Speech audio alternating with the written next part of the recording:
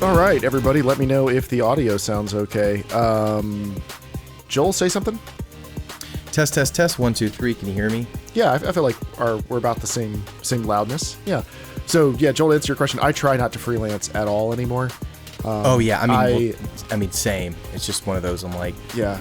Well, it sucks. I have a couple standing offers to, like, if I want to do design work or project management work, I can get it anytime. And it's a really good hourly rate too, but it sucks my soul out of my body. Yeah. Like I don't have enough to give for that. No, yeah, and the only reason I did a little bit more. Well, I've been trying to do that restaurant one for a couple years now, ever since I did the family video. But so I'm glad that just getting that done. That was on my checklist to do at some point in life. Just do something with food. So that was kind of fun. But yeah, this one I was like, I do really want to get a new camera at some point. So you still haven't gotten a new camera? I can put it towards that.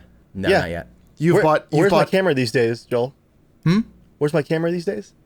I mean, it's upstairs, and you've bought every single console and Nintendo game.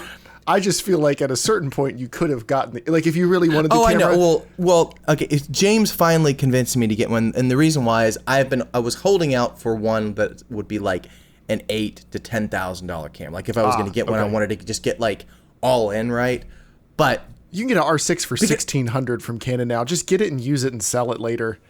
Yeah, I know. Well, I'm going to get the R6 Mark II. Okay. So I'm going to get that one. So I think it's like 2,400 or something like that. So dude, just think, Joel, if you had bought like 40% less copies of Skyrim, you would have had enough for a camera. Just 40% less copies of Skyrim. That's all you had to do. So we bought a new camera this week. Canon's, I think it was one of their first full frame mirrorless cameras. The RP is now you can get from their refurbished site for $600 for a refurbished RP. So we're selling my wife's EOS M, one of the old APS-C mirrorless ones that Canon made, and her lenses and stuff, and then that pays for the EOS RP. So we're going on vacation in a week and a half, and she'll be able to just take that. And it's compact. It's a lot smaller than the R6, which is already smaller and lighter than one of the old DSLRs.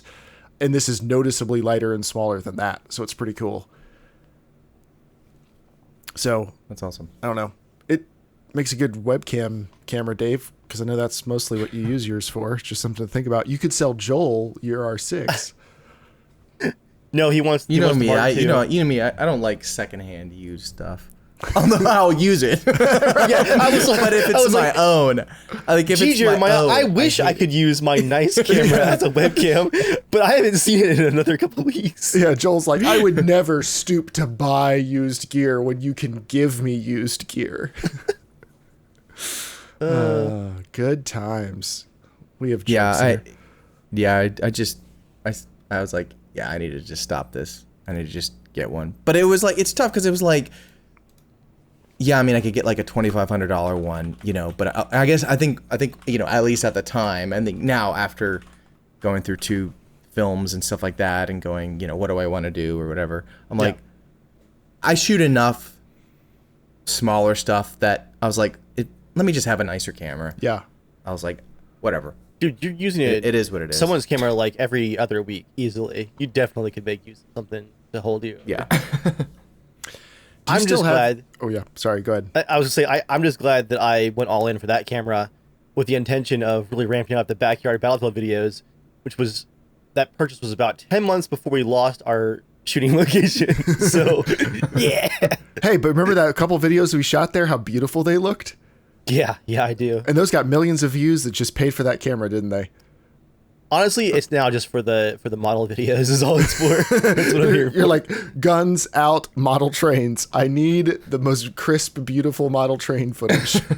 Turns out you need 0 acres to film model trains. And it's still legal for now. Just interesting, Dave, when I was using your camera for the restaurant shoot, that camera does heat up. Yes, they do. Yeah, they've got and that's what I learned for apparently. I guess the Mark II is it helps a lot. Yeah. So they've improved it a little bit. To me, I was like, it's more of the like longer term shooting stuff, or if I have to shoot for a longer day, especially outside and stuff like that, I was like, yeah, probably better. I was third shooting. I wasn't even second shooting. I was third shooting on a video shoot earlier this year, like maybe February or March or something, for a friend of mine was doing a course, and they were using all R6 Mark IIs, and we filmed, I don't know, I was filming like probably about 2.5 hours during a sports game, and it didn't heat up at all. Like it got warm, but it never had the overheating warning or anything like that. Although, Joel, I did have something recently I thought you would laugh at. So I really made fun of my old iPhone 5. It was black, and it would always have this problem where, because it was black and metal, it would heat up when I had it mounted to the dash in my car, and then it would overheat and shut off. So I'd be driving to a wedding or something, and it would do that, like, iPhone is warm and it needs to cool down or whatever. And then so I would just take it off the dash mount, because this is normally like in the summer when it's mounted up on the dash. I would take it out of the dash mount and like tuck it in a cubby and let it cool down for a few minutes. But I always just made fun of, like, why do they have to make the stupid phone out of metal? Like, it's black metal. What do you think was going to happen? It's going to get hot.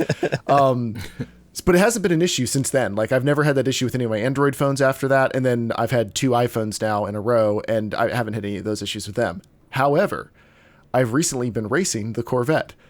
The transmission tunnel, that goes like right down the middle of the car. Yeah. That bubble, it gets warm.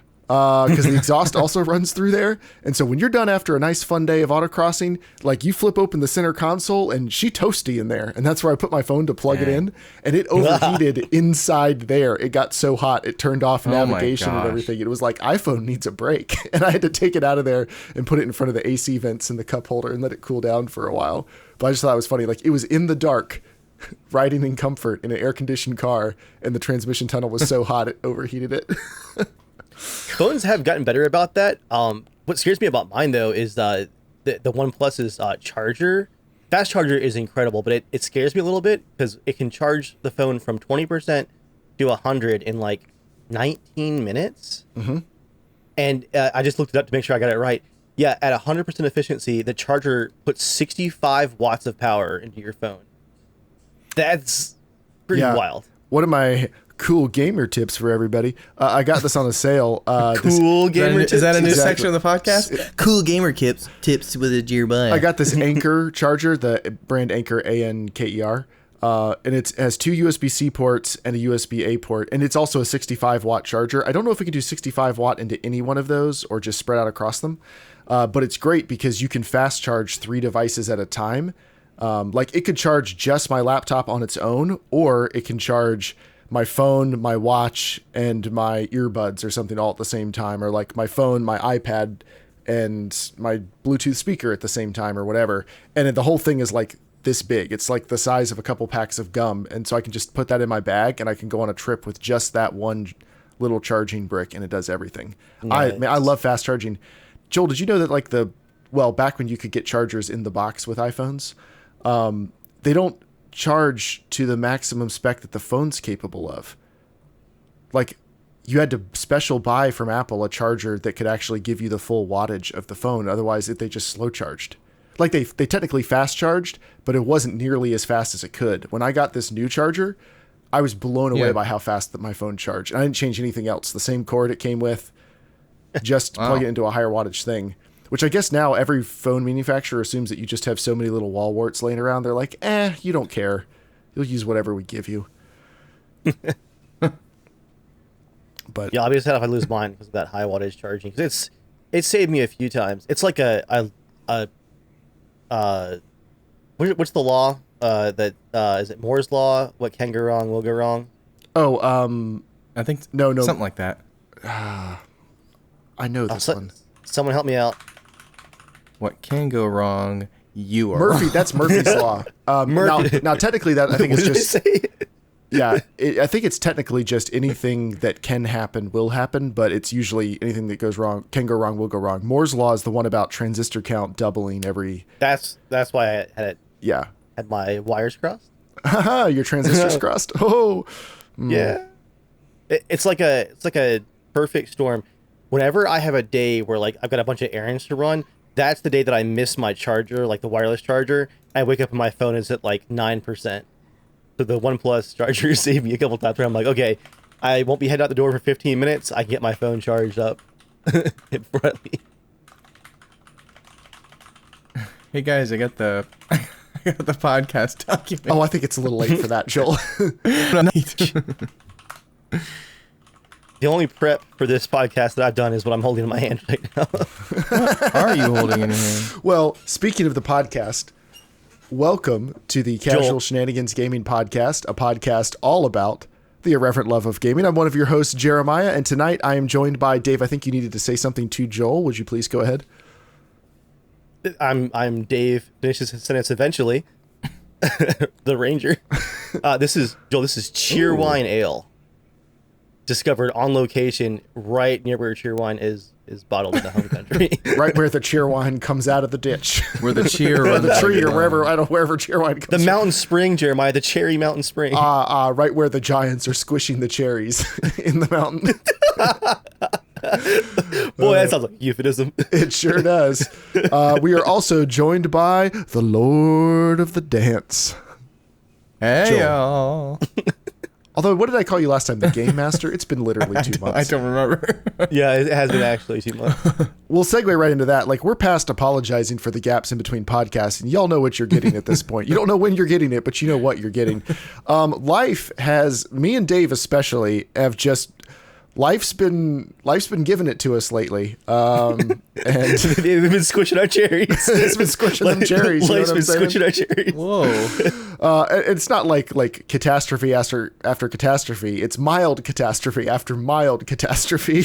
Which leads to medium catastrophes. Yeah. Right. It adds up to that feeling of overwhelming catastrophe that we both have come to know so well.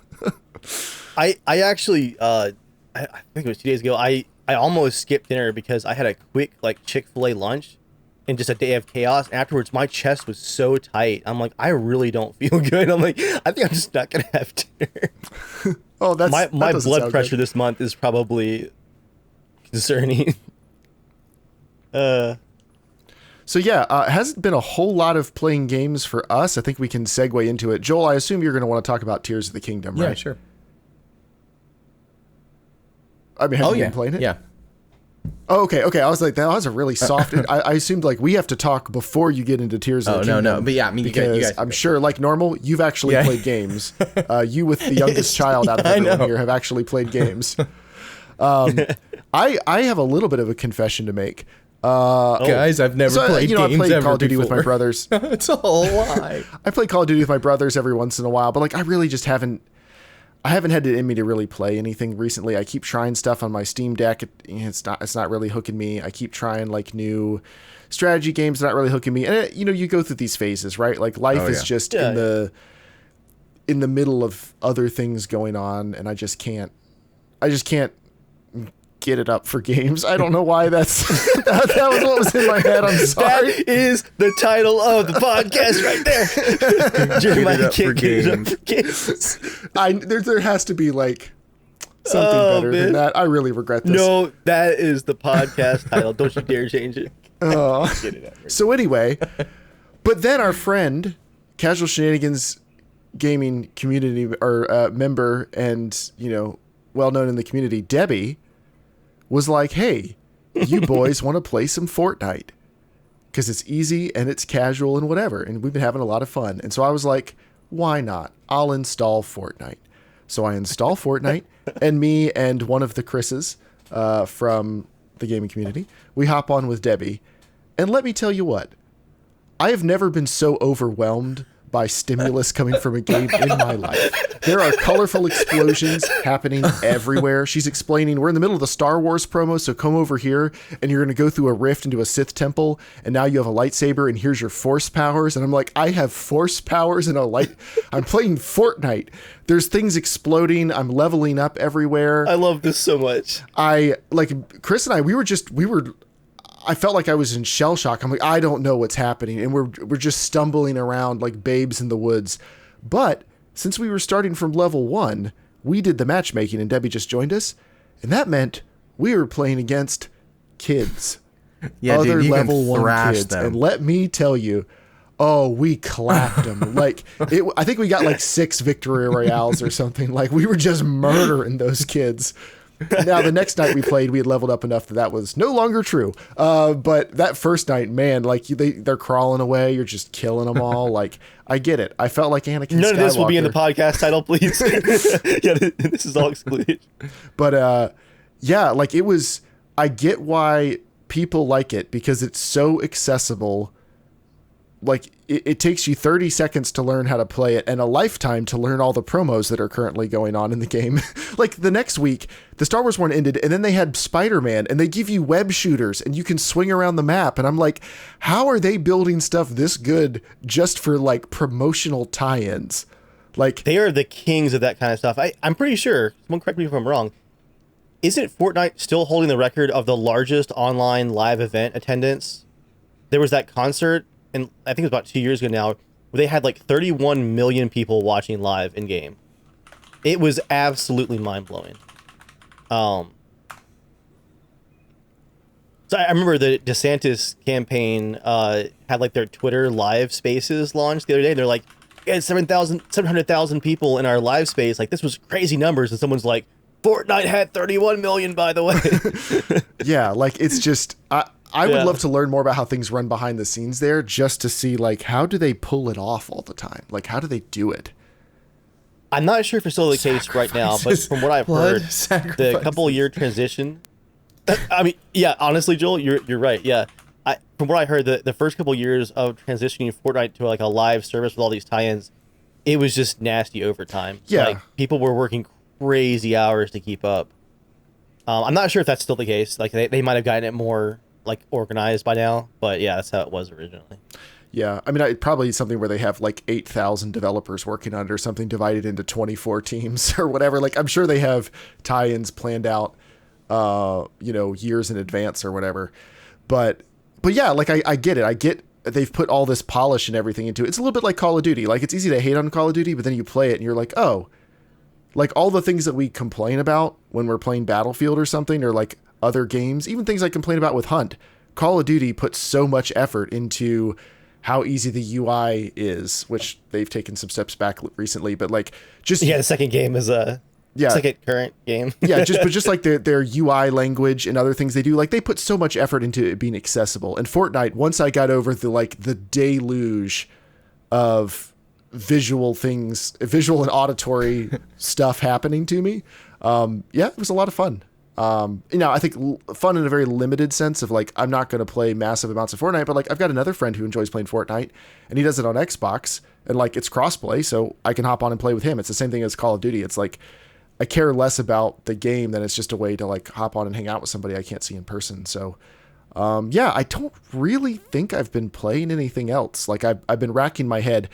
Dave, we did that like Men of War 2 playtest, and that was fun. I'd like to play more Men of War. I really want Manor Lords to come out. I don't know when that's coming out, but it's been like a year and a half or something. But like, I follow up on Twitter. He keeps going down the Kingdom Come Deliverance development path where it's like you're waiting for news on the next beta, right? Because you've played the game. It's awesome. Just need some more stuff. And you see his Twitter post. He's like, all right, guys, today we're talking about the prison and how it relates to the cabbage economy. He's like, we're looking at these historical sources today and how this is going to affect the crime rates and how it affects the building of roadways and the farming of cabbages specifically. And you're like, oh, this game's never coming out. This is a Star Citizen problem where they're like, what if you could be a fully functioning spaceship mechanic with a life and death cycle? And you're like, I paid $50 12 years ago. I would love to have a game. One game, please. Now I know how everyone felt waiting for Norman. Well, no, Joel, for 12 years ago. With Star Citizen, there was a game you could play for large portions of that, so it was a little different. With Norman, look, Jeremiah, there were at least 9 trailers. Okay, that's true, and the trailers were awesome. Every time I watch a trailer, I'm like, I don't remember filming any of this. Like I was there, and it's been so long. I'm like, oh, I'm a lot fatter than I was back then. My hair is a lot grayer. But But anyway, Well, good night, everyone. Dave. I almost hate to ask because of the last month and a half you've been having, but what have you managed to play in between the screaming into the void, screaming into your pillow, screaming into the screaming closet, screaming at the woods? You know, the screaming. Oh yeah, there's been screaming, internally, externally, somewhere just mixing together. Yeah, you were joking about the model stuff earlier, but 100% there's some nights where I'm like, I just want to like work on a project like physical, like I want to do like a house construction thing. I want to like build something, a model or watch a show. It's been a lot of that. Have tried a number of new things for the channel. Like you said, we did the Men of War playtest, and between everyone's crazy schedules, I think I played it with like 7 different people over the course of that weekend. A lot of fun. Just a World War II RTS with a more realistic lean to it. A little bit slower paced and more casual than Company of Heroes, which is a very similar game. But yeah, a lot of fun in that beta. Yeah, beyond that, I was actually just looking at my Steam profile the other day, and it was like 3 hours played in the last 2 weeks. Oh my gosh, yeah. That is horrific. It's mainly Hunt. Wow, what a surprise. Yeah, they got a bunch of quest lines going on right now that I'm never going to be able to complete. Me and Edgar at the beginning of April were like, oh, dude, we got 1 quest line per month from April and May. Like, we're going to knock these things out, no problem. We both got like 20% of the way through it. We're getting ready for a huge Hunt summer event starting, like a live event starting next month. It's going to come with an absolutely massive patch along with it. It's like rebalancing the economy, the premium currency, the basic currency, all good stuff it looks like so far. But as a surprise, they announced that the shooting range is dropping in the same update. And I love how they're doing it. As you would expect, it's a practice range, so you can actually practice all the different guns in the game, because the velocity of Hunt's guns is like what makes the difference. Kind of figure out, you know, a 200 meter per second pistol versus a 700 meter per second rifle. And when people are running, sprinting, crouching, there's a lot of things to figure out in the game. So they have target dummies, right, for stationary targets in the game. But what's really cool is when you hit the different parts of the dummies, you know, arm shots do less damage. It'll have little like RPG style damage readouts, so you can figure out exactly, like, when you get a hit marker, you're like, oh, I thought that was a headshot. It'll be able to see, like, show you up close. Oh, that was a shoulder shot and did this much damage. But even cooler than that, you can load into it with friends to practice on each other. And you can do it as teammates. So it has like the teammate lower damage modifier, so you can just goof around. Or you can, this is so cool, you can load into the practice range as 3 different solos on opposite teams and actually like run around and compete with the full damage model at any distance. And so just practicing your aim and all is going to be fun, but just kind of figuring out with everybody in like a Discord call how stuff works in the game, whereas right now you can only try it out in a live environment. It's going to be really, really cool to see. Nice. Yeah, I did a whole video on it. I think it was a week. I don't even know what day it is. Yeah, I saw you posted that game some is video absolutely out. just kicking ass right now. It is doing everything right, basically. They have these smaller quest lines going on right now, just to kind of buy time till the big event for the summer, where a new boss is dropping too over the summer, and they're just like weeknight player counts are almost hitting the record from last summer during the last big event. Wow. So I really think like this summer, this game is going to really take off, it looks like. Because we're also getting Q3 this year, the engine upgrade, which is going to not only be great for PC players, but it's going to bring a native PS5 and current gen Xbox version too. Nice. Finally. Is there going to be crossplay? Do we know? I very much doubt it. The shooting mechanics, I guess gameplay style of the 2 platforms is so weirdly different. I just don't think it would work. The stuff that, not me specifically, but like the 6-star players on PC pull off, it's like they're playing Counter-Strike on a 1 kilometer square map. I have seen the most insane stuff from some of these people. I don't think it would ever be fair, just how the game works. Because headshots being the only way that the higher tiers play, like when I first hit just 5 stars, which is the second highest matchmaking tier, my first few gunfights, I'm like, wow, these guys can't hit anything. And then I finally realized it's because they were only aiming for headshots. They literally were not trying for body shots ever. They only wanted to get the instant down. And when I started going down, I was going, oh, they're not missing. They're just missing the headshot. Dang. Oh. It really is like Counter-Strike. It on the higher matchmaking tiers. It's nuts. Jeez. Now, Joel, did you ever beat Hogwarts Legacy? I haven't beaten it yet, no. Okay, are you still playing a lot of it, or is Tears of the Kingdom completely wrecked? No, I'm still any playing. chance you have? Played, I think, maybe 18 hours of it so far. I have paused currently right now because of Zelda, but actually, yeah, I'm playing a couple of different games. I kind of swap a little bit between the Jedi Survivor. It's actually like freaking good.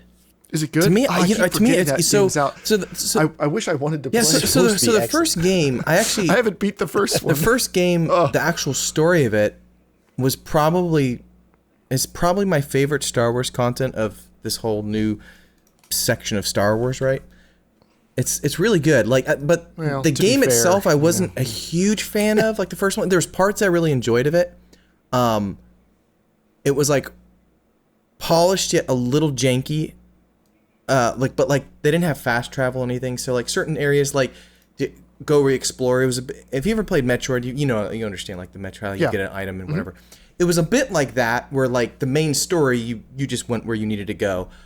But there was a lot of cool stuff to explore if you wanted to, but it was kind of tedious if you wanted to, because again, not fast travel. So you had to kind of go through a lot of areas again and stuff. And I'm just not a huge fan of that. Like Metroid is not too bad because Metroid's much smaller in a scale in a way. It's like more compact, but it's to a degree, it's still kind of similar. But anyways, it took me about 2 years actually to finish Star Wars. It was one where I kept playing, and then I would kind of like get to a point I'm like, I don't know, got a little annoying, and I just wasn't having fun, so I would just break, and sometimes I would literally delete it, but I still had the save files, and I was like, I would finish other games, and I was like, I'm done. I'm like, yeah, maybe I'll just see if I can get through it, because I was still enjoying the Star Wars. And you'd play another like 20 minutes and be like, I'll just delete that real quick. I finally finished it, and like the last probably 5 or 6 hours of the game, it was really, really good, and I enjoyed it, and it was an interesting character.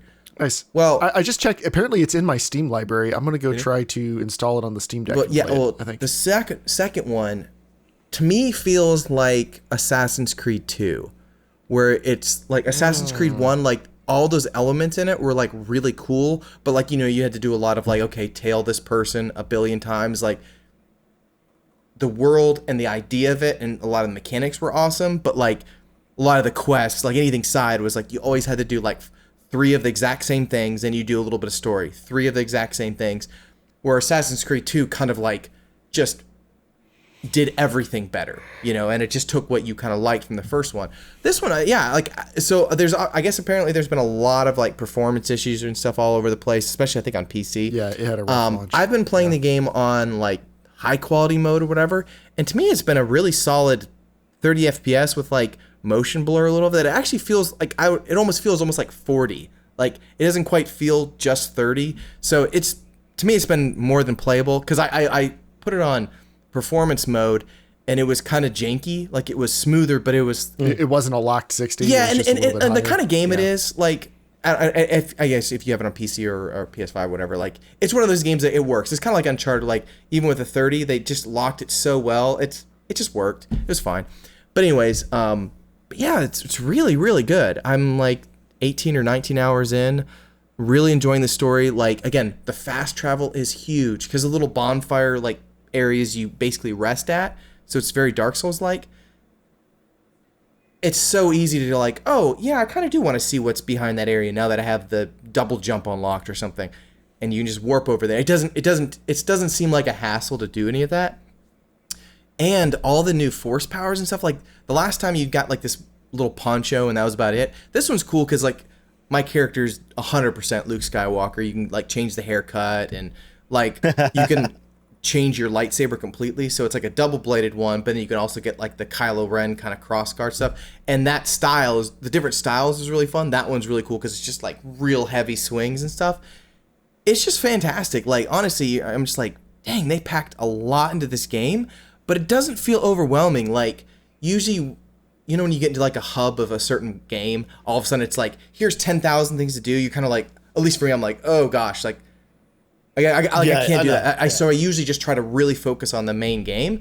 And so this one does a good job of just like I was just focusing on the main game, but I'm like, actually, I kind of actually really want to explore because it's really fun. Like the world is interesting. They've, like you just come. Like also, dude, the music is freaking good, like really good, and it's actually like surprising because you're like, why aren't the shows using this?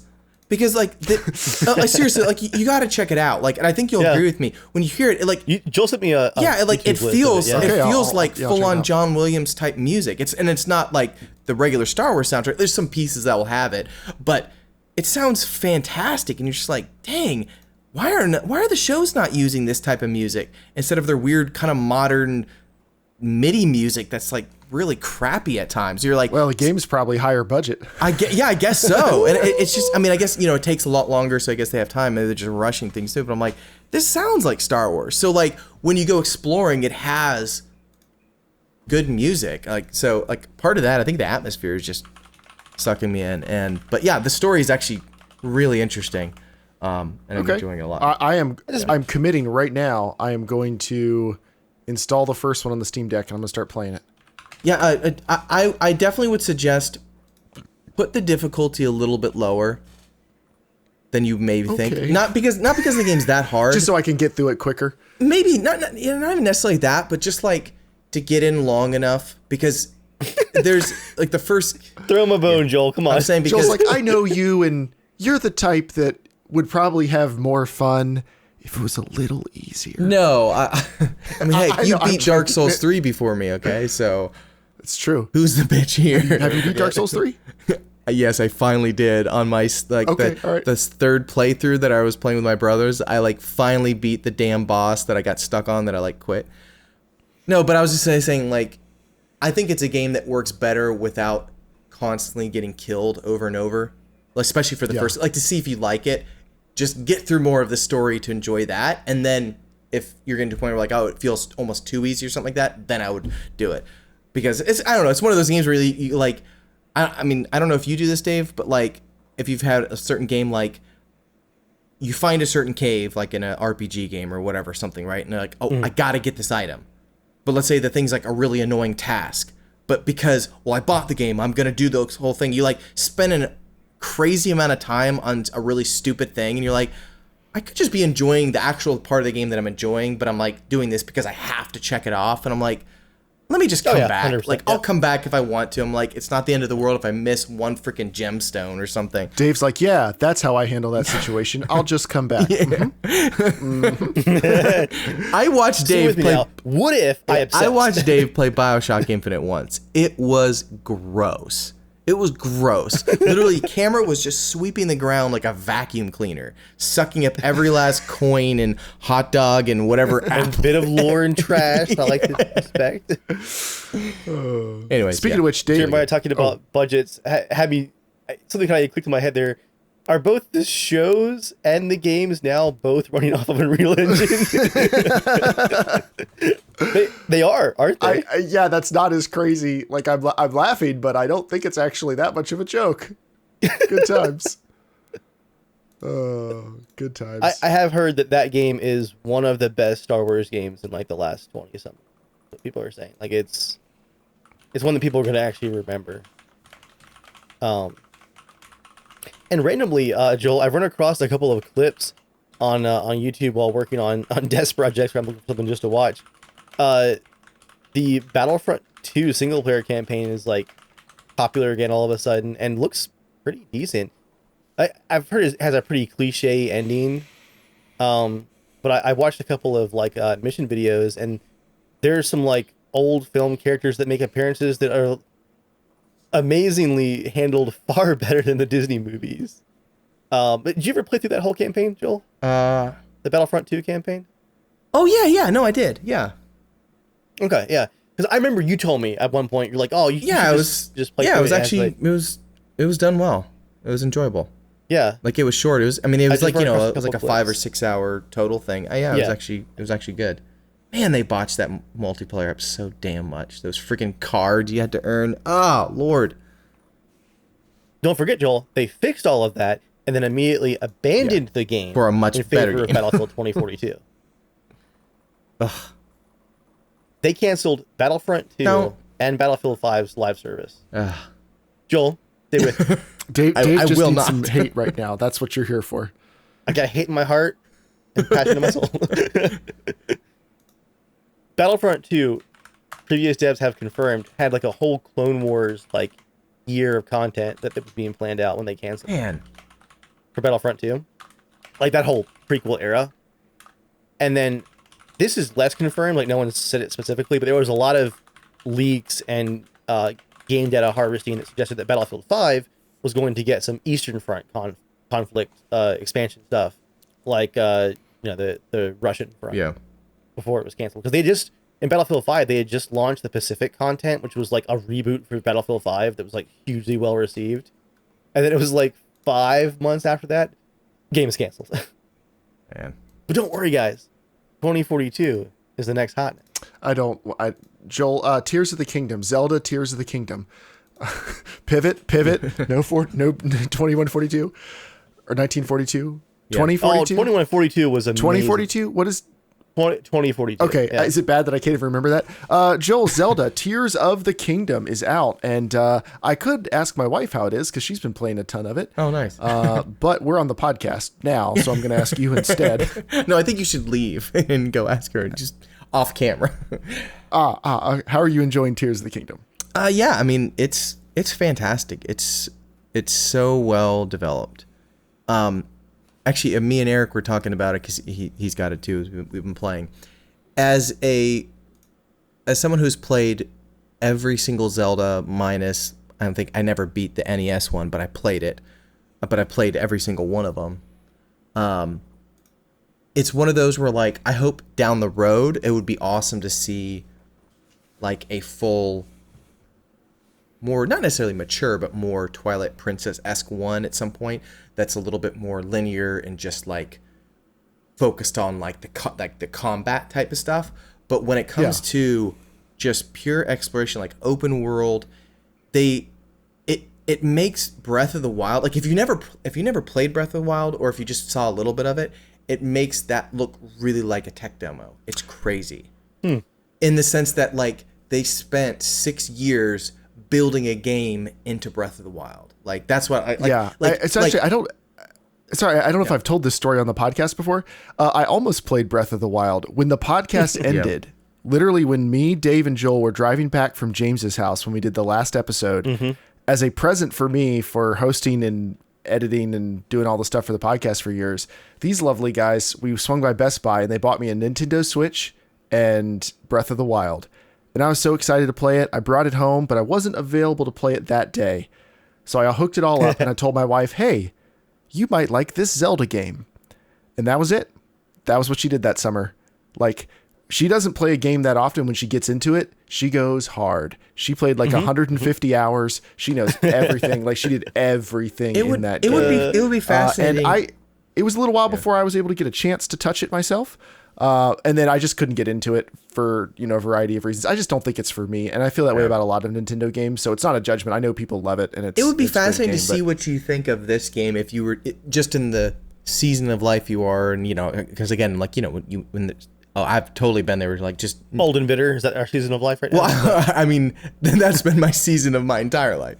But like, I just mean like, obviously with certain games, you're just kind of like, just nothing sounds good and you're just not into it, or something's not catching or whatever. I'd be fascinated to see, because if I were to tell anyone to play Zelda, like I'd say just 100% skip Breath of the Wild. Like there's such a small story in that game for like the actual main story. There's obviously like you can talk with tons of characters and there's lots of little details and stuff, but when it comes to like a mainline Zelda story, like it's not much of a big sweeping epic story. It's fairly small scale. You get it in little small chunks.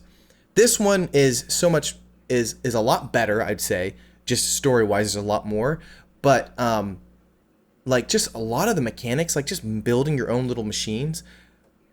And when I saw the initial trailer, I was like, I don't want to do this. Like I just don't like. You're thinking like it's gonna be Fallout 76 style or something? Yeah. Well, it's just like I was never into Minecraft because it's like I need like goals, like. I need an objective to get somewhere, and so I'll build something if I have to get there. Well, this game is a lot more like that. Like, there's all these cool places in the sky where you get to, you get the kind of towers, right? You unlock parts of the map and everything, but you like shoot up in the sky like a skydiver, and you're just looking down. And it has an above map and a ground map. There's even underground, and it's pretty wild. Like, the game is huge, but what's fun is like, so you slowly unlock these little like, there's these little like dispensers. They kind of look almost like gumball machines, like by this like ancient race of like robot type things. And you like put these devices into it, and out comes these marble things, and you collect them, right? And as you collect them into your inventory, they can just be wheels or fans or like a wing. But like you can strap on like rockets onto your shield and just like pull your shield out, and it goes poof, and you like fly up like Iron Man, and then to get to your objective. Or I built a floating boat, and then I attached like a big like monster truck tire to the back on this like log thing. Like, dude, it looks so janky. And then I took all I had left is wagon wheels, and I put the wagon wheels on the tire as like flaps. So this thing's now like churning in the water to get me across. And it worked? Yeah, and it worked. Yeah. And then like it split halfway in the middle and broke because I didn't build it well. But like you can build all sorts of stuff. People are making hovercrafts, and like you can get like auto turret things, and it's wild. But that's just one part. And what I was worried about is that you felt like every other minute you had to be crafting, and you really don't. Like, there's so many other ways to do things. But it is like there's another mechanic where in the trailer you can point at any ceiling, like literally in the entire game, and you can literally swim through it. It does this ability where he like shoots up into it, and he goes swim, and then he pops out in the top. So imagine like you're inside of a 100-foot. What's the story? What's the story background thing for that? Did they just let you do it? I don't want to spoil certain things. There's just certain abilities you get, whatever, and part of it hasn't been explained just yet. Like, is there going to be some deep reason that's really going to shock me? No, you can swim through the ceiling? No, but like again, from the trailer, I was like completely turned off by it because I'm like, what? Or would you say you couldn't get it up for it? I couldn't get it up for it. That's for sure. Okay, but some people could, because I have already seen someone building a mechanical working penis.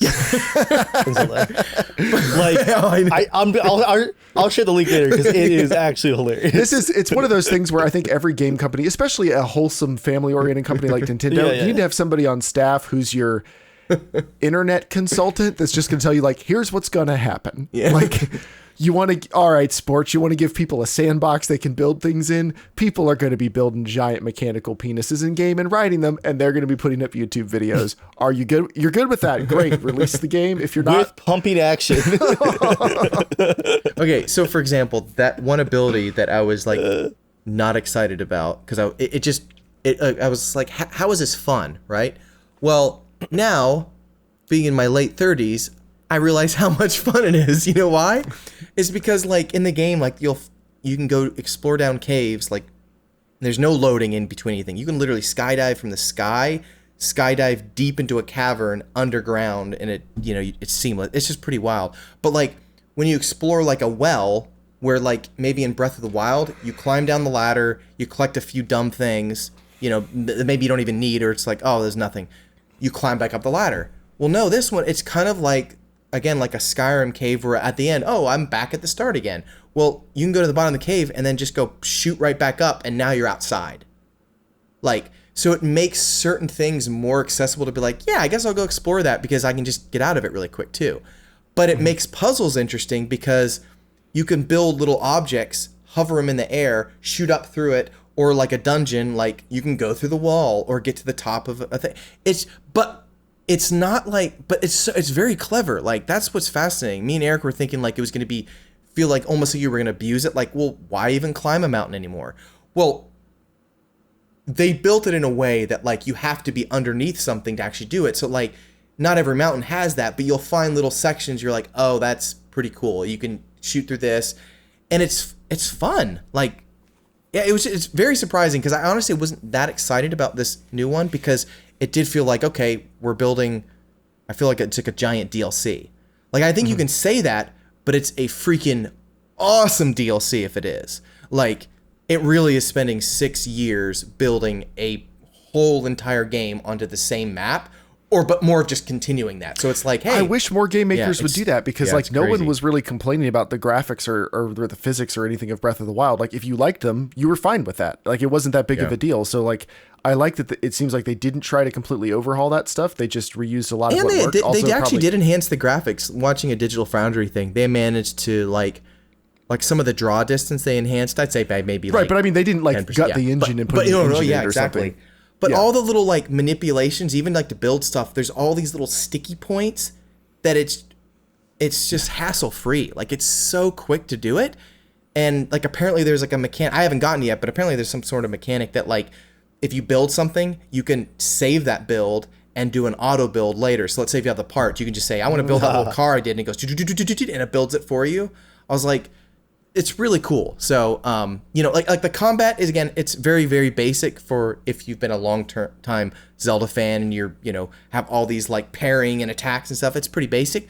But when it comes to like, there's ability that you can take a sword and you can fuse it with any object in the world, like literally any object. So you can take a stick, fuse it with a giant rock, and now you have a crushing bat, which enables you to break rocks easier. You can attach like a barrel to the end of a staff, and like you can add fires. Like I have literally a giant candle on my shield.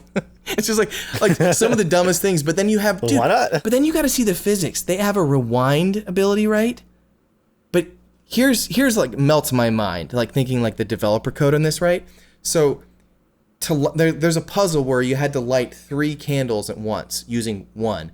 What you do is you literally grab the candle, you physically move it through air where you want it to be, then you let it go, light it, go back, hit a switch, reverse time, and the thing goes zzz, and it follows the path you just moved it, right?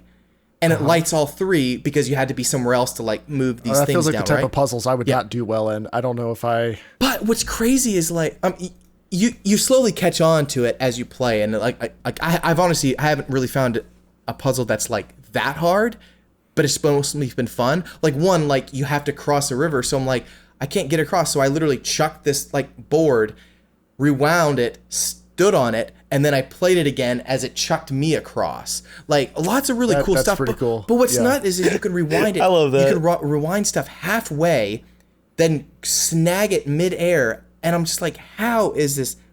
Like like the physics engine that's going on it's pretty unreal when you start playing it. So I'd be curious to see like, because the starting area of this game I think is way better than even the first Breath of the Wild. Like just the fun stuff. Like dude, like there's like a metal railing, like a little metal like thing you have to like, you build like a little what do you call it, like a ski lift almost, right? And you have to have a hook and you hook it on it and then you hop in and then you just slide down. But of course I built mine little too rickety, and so I like fall off, but I did the rewind thing. I was able to get back onto it and add another little piece. And those little like Korok characters, you'll find them like with these giant backpacks, like they're like, help, I need to get to my friend. Well, you can grab them, put them on rockets or planes and just fly them across the mountain to get to their friends, and it's just fun seeing the ways to do it. So it's been, that's got me intrigued. I'm definitely enjoying it way more than I enjoyed Breath of the Wild. But I thought you liked Breath of the Wild. And right? I did like Breath of the Wild, but I wasn't a huge fan of all the shrines and a lot of the stuff. I did kind of more of the main stuff because I was like, every shrine is the same. But this one, you go in a shrine and it's like, here's a giant gap. You have to build a plane to get across. And so like I've enjoyed more of those physics challenges versus what they did last time where you'd like get a rock and you'd hit it 5 times with a sword and it would build up energy and then shoot. Like there were certain ones I just didn't like the mechanics as much as I do like in this one. They're more fun. So, but yeah, it's enjoyable. It's like the dungeons aren't amazing. They're not like, I wouldn't say they're like top tier Zelda ones like past games, but the game is just so big in size, but it's never really like overwhelming. It's just casual fun. So that's awesome. And it looks amazing on the OLED too. I had a suggestion for us to close the podcast out today. There's a lot of games coming out in 2023, and I'm willing to bet most of us, me included, are not aware of most of these games coming out because we are middle-aged now. So I just wanted to talk through a few and see, like, are these on your radar? Are these games, Dave, that you and I are interested in tearing ourselves away from the horrors of reality to try to play. System Shock, the remake for System Shock just came out and apparently is getting awesome reviews. And by just, I mean It's yesterday, on PC though, as of the right? day we're recording this, it literally just came out. What? I Like thought this that, was I years can't wait away. to play. I really Yeah. can't wait to play that, but I think it's on I PC. know how this is gonna go. It's gonna be just as much as we played of the Command and Conquer remaster that we all waited. So Wait, did long that for. actually come out? I thought that was just the playtest. Did the final game That release? came out years ago. Oh, Jeremiah, we all bought it. no, I didn't. Me, you, Shane, No, Joel bought a copy. what did I buy it Edgar- on Origin? Oh, it's on Origin, yeah. All right, I'm gonna have to open up. I don't think I bought it. I'm opening Origin though to hold myself accountable. Diablo 4 is coming out in like a week. Are you guys interested in that? No. Not my jam. Okay. But I'm excited for people that are excited. Well, my account has expired on Origin and have to sign in, so that's not happening tonight. A new- also, when you log in, it's gonna make you install the EA app instead of Origin. yep. Did you hear about that, Joel? No. They sunsetted Origin, and some marketing genius at EA is like, what should we call our game app for PC? I know, EA app. Ship it. Wow. Carry on. So there's a new Hollow Knight game is supposed to be coming out. That Silk Hollow Song. Knight yeah, Silk Song? cannot wait for that. I just messed up. What did I do? I just pinned my own. Did one of you pin my video?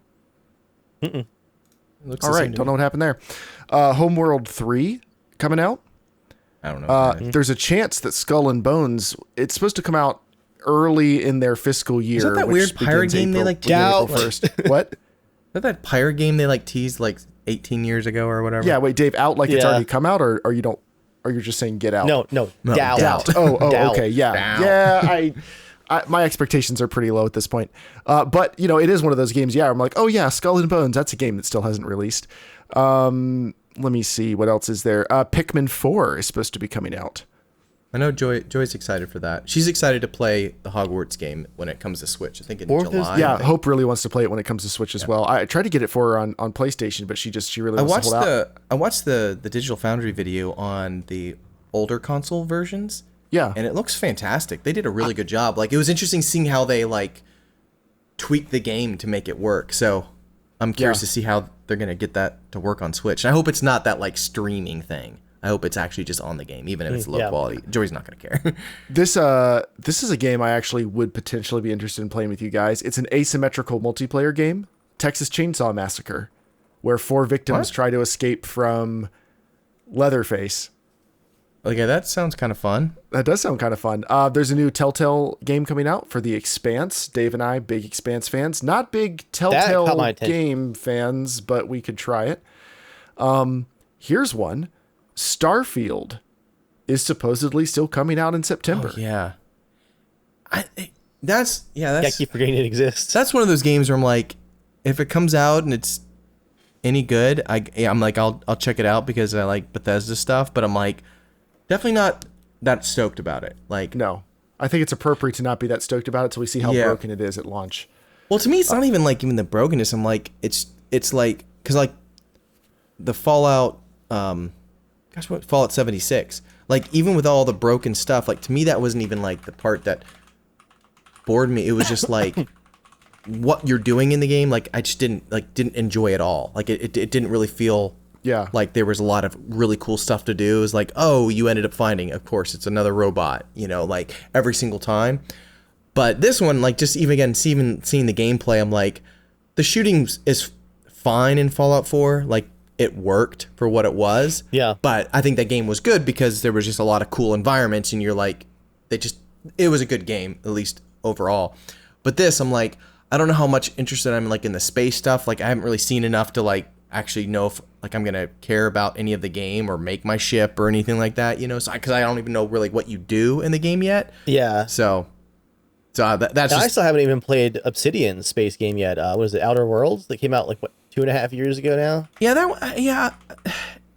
that never really like piqued my interest. Like it looked kind of interesting, but it kind of felt almost like a what's that one game, like Borderlands but space-ish. Yeah. And so I was like, I don't know, like I played enough of Borderlands, so I mean, like, who knows, maybe it was really cool, but like it just never piqued my interest. But I think What else you got, the Jeremiah? Oh, sorry, go ahead. Dave I was is gonna feeling say- the sand running through that hourglass. they did announce Elden Ring I've had DLC. dinner yet, so The Elden Ring DLC sounds like it's gonna be amazing. When it Oh comes yeah, out. They- there's DLC. it was It was apparently- apparently beat it was- the last two it was- bosses. Joel, I just need to like book some calendar time with you and beat these last two bosses. I'm just I'm been so just on the long. final one, so I still haven't beat the final one. But I was actually playing with my brothers last night, where they're actually pretty far. They're not too far from where I'm at the end, but the developer said apparently they were planning 3 DLCs, but because of the success of it, they decided to just roll all of it into just one massive expansion. Whoa, so that's why. that's cool. So they're just kind of almost treating it as a giant game. So to me, it seems like it's going to be like a the Blood and Wine or whatever like that, the Witcher expansion, where it's like, oh, it's Yeah. basically another 50, Yeah. 60-hour game. So it's gonna be so cool. other games coming out. Alan Wake 2 is supposed to be coming out That's this year. gonna be good. I will have to play that. I don't play new games right now. I just don't. I will be buying Alan Wake too. That just hits just right. Arc 2, Eh. Okay, Armored Core 6 from Software. Yeah, I know. Like, it's is funny. weird. I watched some of their gameplay clips and stuff like that, and someone was breaking it down of like what those kind of games are. And I don't know if it'll be a game I'll play because I think they're being incredibly faithful to that series, Right. and those fans, which I think is great. So I think those people are gonna love it. So I don't know if it's gonna be my type of game. So I'm not sure. But I think I'll definitely watch some gameplay to see if it maybe is something worth trying out. But I doubt it. Now, I feel like this is one of those, like, I feel like Dave talking about a new Battlefield game where I don't want to get excited, but they said just enough of the right words that I'm like, well, maybe. Assassin's Creed Mirage, which, because we're the least prepared gaming podcast in the world at this moment, I don't know anything about, but I'm reading this thing on IGN right now about it. And it says supposedly they're getting rid of the RPG elements and they're returning gameplay to the 3 original design pillars of stealth, parkour, and assassinations. It takes place in 9th century Baghdad. 20 years. Yeah, it's going to before be the actually events of Assassin's $50 Creed too. Valhalla. Like, it's cheaper. It's gonna be they're what? not. It's like they're not pricing it as a full $70 game too. Like apparently it's supposed to be a smaller game, which to me I'm like, that sounds amazing if it's small. The last like you know. 7 Assassin's Creed games have been way too big, and I don't get to Like Man. Witcher spin-off clones is what Right. they felt like at times. Yeah. Dude, that last one, like playing the start, you were kind of like, oh, this is kind of interesting. The game is just so freaking gigantic. Was Valhalla the last one? Valhalla? Yeah, with Yeah, just that mindless garbage. Like, it was so stupid. I really pissed me off. I played that about was- 20 hours of it and was like, that's enough. Like, But that yeah, was but fun. like when you play 20 hours, you feel like you played almost nothing. Where like even Yeah, in Elden dude. Ring, like you can play Yeah. 20 hours, you still feel like you did something or like found something significant. There, you're just doing mindless crap. Ugh, that was, gosh. Like Alright. I loved Assassin's Creed Odyssey just for like the setting, but I was like, dear Lord, the game had like 50 trillion things. So there's a new Forza Motorsport going to be coming out. I'm really excited about that because there hasn't been a new Forza Motorsport in like 6 years or something. Not Forza Horizon. This is the more like Gran Turismo style one. So I'm excited about that. Here's one I have not heard before: Lies of P. Do you know what that is? Yeah, that like it's like the Bloodborne Pinocchio. It's like Bloodborne type game. Pinocchio. Dave. Yeah, It's a Souls like I was Pinocchio about to say, game. Lies of P sounds like what we're dealing with Micah's potty training right now. Micah, do you need to go to the bathroom? No. Do you already pee in your pull-up? Yeah. Lies of P. All right. yeah, it looks Moving kind on. of interesting. I think I might have to check it out for sure. Yeah. Oh, I'm way more like I'm intrigued. on its own. intrigued. I'm not really interested in Pinocchio content. Like, I don't feel like that's a franchise that I hear that the new Guillermo del Toro movie is very good, and I'd like to see it. But it's like a really dark, twisted version of Right, Pinocchio, but like you say, it's like it a looks fascinating. Soulsborne style game featuring Pinocchio, and I'm like, well, I'm interested just from the premise. Like, that's too Yeah, unique Dave, to pass up. look it up. It's crazy. It It's looks something. interesting. Like it doesn't look. These It doesn't characters look quite like Hunt amazingly characters. It polished. just looks awesome. But it like the art style and the substance might be kind of interesting. And Yeah. especially, I'm hoping it's like something like a 20 to Oh. 30 hour game. Like something like I just want to. Yeah. Like if it's like a massive game, I probably won't touch it. But if it's kind of small, I'm like I might give it a shot. It's just it's bizarre enough and This it's is not at all what I was expecting. Yes, Yeah, I know. Spider- I I was really hoping for the Disney style Pinocchio, but oh well. Marvel's Spider-Man 2 sequel to the 2018 game should be coming out. That Yeah, should I'll be really definitely good. Payday 3 supposedly still coming out this year. Stalker 2, 83. Heart of Chernobyl. Dave, what do you think Stalker the 2 odds is are that's 100% actually coming gonna out try that. calendar year 2023? I'm going to give it 50-50. Okay. Like, Microsoft might give them a push, just get something out by the end of the year, but I'm going to call it 50-50. Okay. But yeah, that's the big stuff coming out. I mean, there's definitely some games on that list I could see myself playing this year. If I can see myself playing any games, that's the problem. If I can... Yeah, let me add in my 2 cents here. For me and how life in general is going, I'm not interested in new games. Yeah. I would much rather, like, I booted up Kingdom Come Deliverance the other day. Like, I still haven't finished that yet. I made sure that, like, all my saves were ready to go. I want to spend some quiet nights when I have some. Yeah, I was like, okay, that's a nice goal. when I'm the only one awake in the house. I will replace sleep with immersion. I want to work on some of my backlog that I really care about. I think the only game that I am truly, like, edge of my seat on for this year is Stalker 2. Right. That's all. Yeah. And play more Hunt. Like, I am perfectly happy. I've got so many good games in my backlog to work on. I'm just not watching the release calendar at all this year. What about you, Joel? What do you think the rest of 2023 looks like for you game-wise? Probably still tackling Elden Ring with my brothers. We're enjoying that. That's been a lot of fun. Anytime we get a chance to play, and probably just slowly working on Zelda. Star Wars probably won't take that much long. I think it'll probably be maybe like 45 hours total, like as I work through it and play through it. So, but yeah, I mean, yeah. Interesting. Dave, I'm curious. Are certain games for you? Obviously, I mean, you play multiplayer the most out of all the games you play. Is that kind of like comfort food for you? So it's like you know what the experience is going to be like. So when you want to play a game, it's like you want to know what you're going to get each time. And for Hunt, it's 2 things. One is that you can get rusty really quick. You know, when we don't You gotta play stay for like hard. weeks. Yeah. Yeah. Yeah, you got to keep Stay it up. hard for Hunt. You gotta stay up. Stay up front. I mean, you do. We even joke about it now to do. your listeners. We call it Dave hours. Like when Dave's like, all right, getting on at 10 to play something, 11:45, Dave rolls in. The gaming starts then. I've been asleep for an hour and a half already. Just a snack. Just a snack of games. Yeah. That's one part of it is that it's one of those games where you have to play consistently to stay good. Like, I can jump into a Battlefield game and I'm like, I'm fine. I'll do just fine after like 15 minutes. But Hunt, like, there are some nights that I just consider like practice nights. I'm just relearning how the sound works and the combat works. And then the other half of it is, to me, how Hunt is right now, where they're doing everything right, feels like peak DayZ mod, where it's like everything just came together. And I'm like, this experience probably isn't going to last. Like, the population is going to drop, or they're going to make some design mistakes. The game is so good right now. I'm just trying to gobble up as much of it as I can while I can. That's why it's mostly multiplayer for me right now. Yeah, and that makes sense. You know how I am with single player. Like, I want to immerse myself in life right now.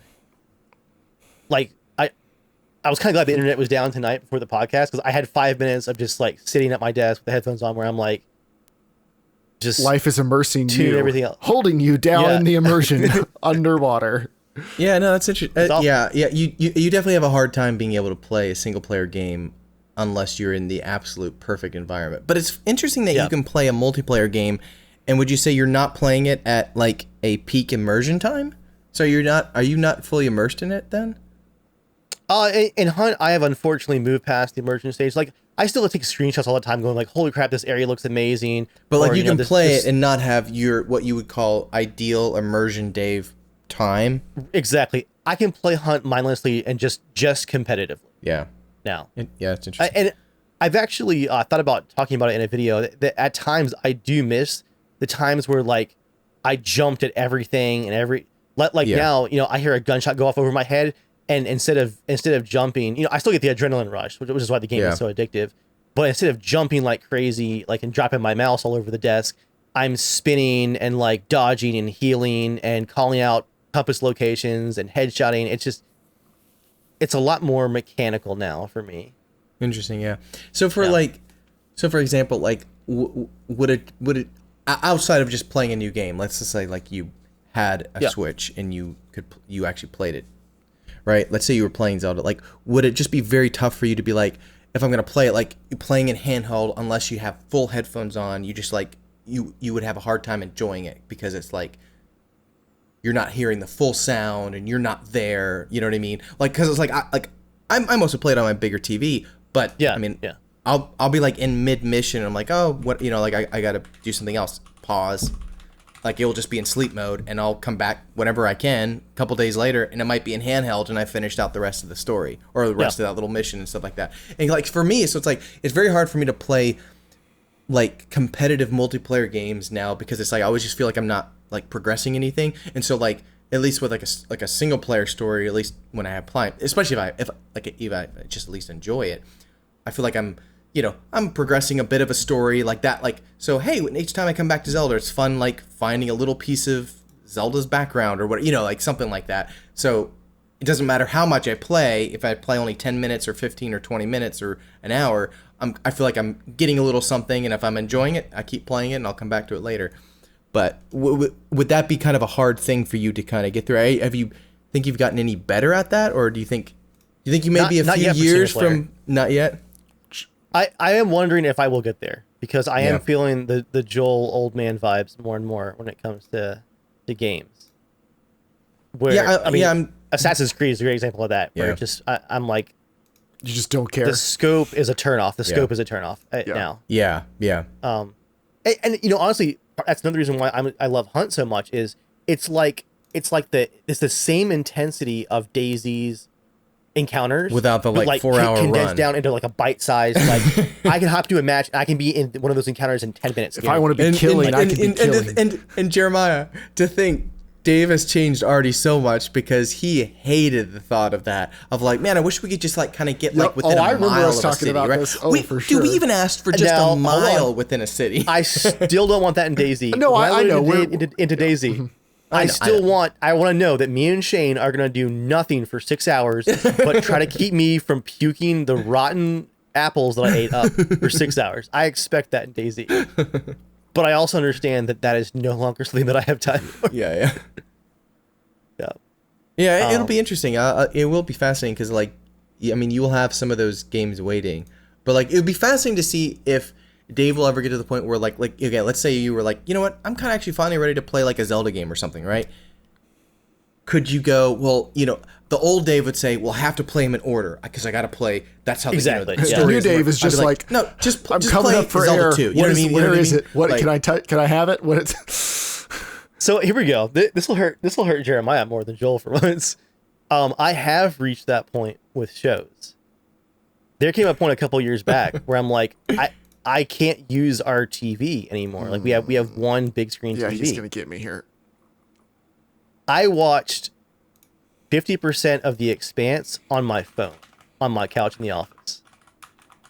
Not with headphones, literally my phone speakers in a case, sitting on my couch. I'm so proud of you, Dave. Right now, I'm watching Silo. Is it good on your phone? Not on my phone. I have now upgraded to my work laptop. But like, where are you sitting when you do this? On the couch, right behind you. Right there. It does feel like, for that effort, why don't you just watch on your computer monitor? I sit in my chair most of the day for work. Most of my work now is on my desktop. Still sitting on your couch. Still sitting on your couch. Is it just not a good angle? That beautiful 28-inch screen does feel pretty small from the couch. Okay. I don't want to hear about it, Jeremiah. I said okay. I'm supporting you here in this moment. Oh yeah, of course you are. Of course Dude, you are. I save certain shows to watch 15 minutes while I'm holding Matthew to sleep. Headphones in, like the brightness at like 1%. Honestly, the worst part about that is my poor 2015 MacBook is like HD video. Wait, what year did you say your MacBook is? 2015. Okay, I thought you said 2018 for some reason. I was like, no. yeah. It screams streaming from Plex. Silo is excellent, by the way. Nice. Excellent. We are planning on watching it.